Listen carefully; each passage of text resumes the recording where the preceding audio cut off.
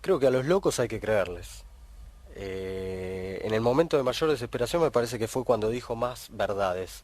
Aunque es difícil creer, como yo explico en el libro, que hubo un contexto, hubo un momento histórico, político y social que permitió que Joclender fuese o llegase a ser lo que fue. Hay varios Joclender, hay muchos Joclender dando vueltas, pero Joclender no era ningún santo si estaba rodeado de corruptos, como él lo dijo cuando o no lo arreglaron, o se quedó fuera de algún negocio, o lo que sucedió, pero no era ningún santo. Él fue parte de ese sistema y no hizo nada o no intentó evitar la corrupción que veía. Y en la fundación, en la construcción de viviendas, hubo tasa de retorno y hubo lavado de dinero. La gran mentira de Joclender es decir, la obra pública toda es corrupta, excepto Sueños Compartidos. En Sueños Compartidos también había tasa de retorno.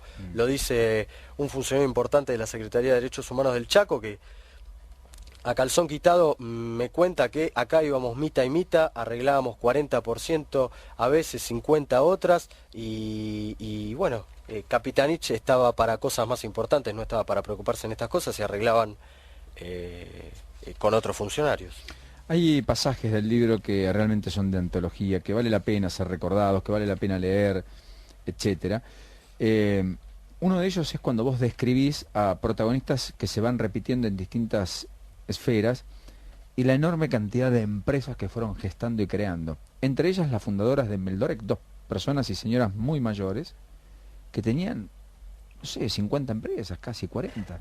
Yo llegué a hablar con un sobrino que vive en Lanús, que hace mucho que no la ve, a una señora que ya debe tener los 87 años, creo que es Aversa, se me confunden los nombres, una es Aversa y el otro ahora no recuerdo el nombre, pero sí, es increíble. Hace poco vi la película de Roman Polanski, Chinatown. Sí. Chinatown.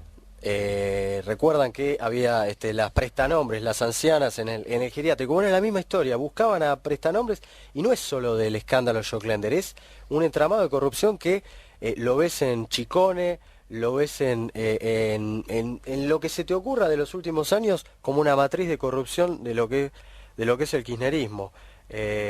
Mujeres que no tienen idea de dónde ponen su nombre o la firma, por lo general ancianas muy humildes, y funcionarios que son o participan en directorios de un montón de empresas. Es increíble también, porque se confunde lo público con lo privado permanentemente. ¿Quién aprueba el desembarco en Meldorec de Sergio Joclender? Y hubo un poder legislativo, judicial, ejecutivo, que hizo la vista gorda. Uno ve ¿Y la escribana quién fue? La escribana fue Marta Cascales. Que es la esposa de Guillermo Moreno. Guillermo Moreno. Y Guillermo Moreno era un importante proveedor de artículos de ferretería. La ferretería de Moreno Le hizo vendía mucha plata con Sueños Compartidos. Joclender igual siempre dice que el único funcionario que es un santo o que no es corrupto es Moreno. en desmedro de, por caso, José López, a quien acusa de la corrupción. José caminando. López, Aníbal Fernández, Amado Vudú. Es interesante la descripción que vos haces también de cómo se van transfiriendo sociedades, empresas. Uno tiene la sensación de que acá hicieron la vista gorda muchísima gente, en particular en las financieras, Monetización y Crédito Sur, donde se cambiaban los cheques y se hacía un negocio financiero, pero no solo de Meldorec y Joclender, sino de tantos otros. Es increíble porque cuando la Inspección General de Justicia quiere controlar, controla. Y cuando no, hace la vista gorda. Por ejemplo, cuando llega Macri, asume como jefe de gobierno, hubo un momento muy tenso. No sé si recuerdan que en ese momento marchan los trabajadores de Sueños Compartidos y toman algunas instalaciones del gobierno de la ciudad porque Recuerdo. decían que bueno, no se les pagaba porque Macri no quería dar los fondos suficientes para que siguiese los obradores funcionando.